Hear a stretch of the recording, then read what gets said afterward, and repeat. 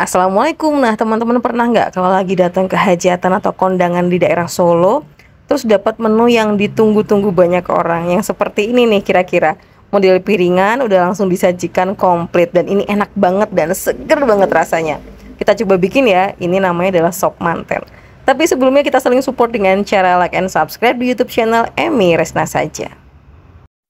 Untuk resep komplit jangan khawatir, saya langsung akan sertakan di description box, bisa dicek ya. Nah, kemudian dari sajian sop manten ini, menurut saya yang krusial adalah di kaldunya. Kenapa? Karena kalau cuma hanya sop aja kan ya pada umumnya memang seperti itu gitu kan. Cuma ini kenapa unik sih menurut saya? Pesonanya itu ada di kaldunya. Jadi teman-teman fokus sama pembuatan kaldunya ya. Nah, kalau yang saya pakai caranya seperti ini.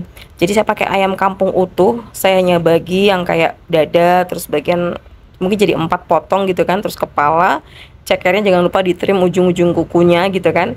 Dimasukin semua. Pertamanya direbus. Nah, rebusan pertama buang semua airnya, habis itu tambahkan air lagi gitu kan. Nah, kemudian bumbu yang penting adalah saya pakai bawang putih agak banyak gitu kan.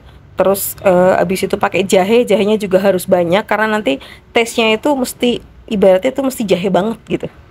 Terus tambahkan juga lada, garam, ada kaldu jamur, sama saya tambahkan sedikit pala gitu ya teman-teman ya. Terus karena konsepnya ini kan yang kuahnya bening ya, jadi nggak perlu pakai kayak apa sih, ada kan beberapa referensi yang bilang pakai kemiri, kalau saya bilang kayaknya enggak deh, nggak perlu. Nah, jadi nanti hasil akhirnya targetnya itu adalah kuah dari kaldunya ini tuh bakalan kerasa dominan di jahe sama lada sama bawang putih. Itu tuh beneran enak dan kayaknya tuh kalau ibaratnya gini, dulu sering kita baca gitu ya, kalau misalnya lagi mau sakit udah makan sup aja, ternyata tuh bener karena mungkin didapat dari komponen gizi dari kaldunya ini. Sepertinya masuk akal sih. Ada yang sepakat gitu ya. Oke, lanjut. Nah, kemudian tambahkan ini saya pakai daun bawang, tapi ambil sampai bonggolnya yang putih-putih gitu kan. Terus habis itu seledri, termasuk batangnya, potong-potong aja, nggak usah terlalu tipis-tipis gitu kan. Karena nanti ini penyajiannya kaldunya ini atau kuah sopnya ini akan disaring gitu ya. Yang penting teman-teman koreksi rasanya sampai bener-bener pas. Istilahnya tuh dia tuh kayak kaldu yang strong dan cukup banget untuk membuat orang tuh kayak wah, ini enak banget. Nah, kayak gitu kira-kira. Nah, kalau sudah nanti selesai pembuatan kaldu, kita sisihkan dulu. Jangan lupa ini pakainya adalah api sedang cenderung kecil ya, jadi slow cooking banget. Nah, nanti untuk sayurannya itu direbus terpisah. Kalau untuk isian sayuran bisa kombinasi macam-macam ya teman-teman. Bisa pakai ada fusilinya juga boleh, atau makaroni rebus itu juga bisa ya. Jamurnya mungkin kalau di sini saya pakai jamur yang jamur salju, jamur putih gitu ya.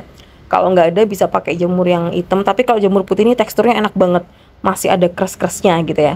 Nah, untuk proses si sayuran ini, kalau saya rebus di panci terpisah, tapi tetap dengan kuah yang berbumbu. Jadi dikasih bawang putih, dikasih lada sama garam. Terus mulai deh rebus si wortel, rebus si kembang kol sama air cheese. Jangan lupa untuk air cheese ilangin bagian yang kayak serat-seratnya itu ya, karena itu penting banget supaya menyaman untuk dikonsumsi. Kalau sudah tinggal kita tiriskan terus disajikan. Kalau untuk jamur saljunya itu hanya direndam aja pakai air panas terus dipotong-potong sesuai selera. Udah gitu doang. Penyajiannya sama kayak yang terlihat di sini ya. Jadi disajikan aja gitu, ditata, terus dikasih kaldu yang tadi kita buat. Sama suiran ayamnya itu didapat dari ayam yang tadi kita rebus, digoreng sebentar baru disuir. Simple ya. Nah, seperti itu kira-kira. Semoga ini bisa bermanfaat. Terima kasih. Wassalamualaikum.